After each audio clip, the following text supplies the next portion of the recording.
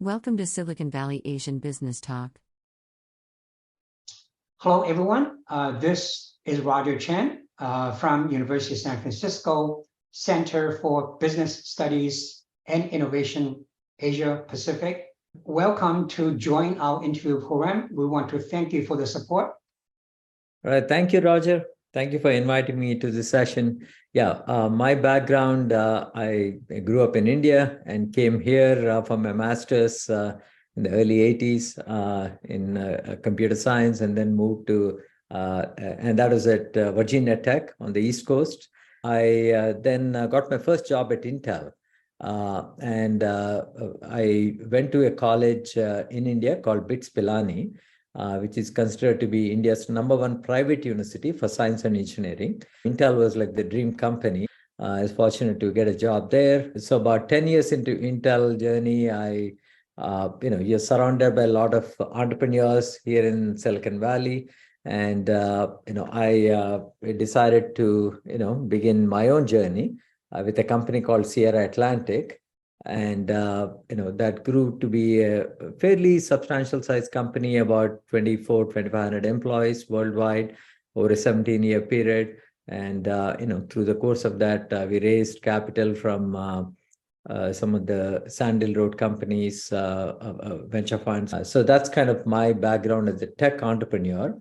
And I've also been spending considerable time in the nonprofit sector starting 2010-11. Both here in the US and also in India. And a good part of my time also goes into working with tech startups, mostly young first-time founders, helping them build their companies, mostly as an early investor, angel investor, but sometimes I get more actively involved with them, serving on the boards and all that. Discussion topic: Startup CEOs. Key abilities beyond leadership. Because you mentored many CEOs or founders of startup company, I have some questions relating to that. What differentiates good or some kind of effective founders or CEOs versus bad or ineffective founders or CEOs? After your kind of experience working with these people. Yeah. One of the characteristics is, whether you like it or not, as a CEO, you're always selling. You're selling to your investors, you're selling to your early employees that you're trying to recruit, obviously to your customers, and to partners that you want to engage with. So somebody who has sort of good persuasive skills, he or she, they kind of stand out, and I think they tend to be more successful. They don't have to be glib talkers. That's not, being persuasive or selling is not about sort of being super articulate with something, but having the clarity of thought and being able to, communicate in a reasonably effective way. And we talked about sort of the value system. That to me is sort of base level, but, ability to sell, I think that's very important.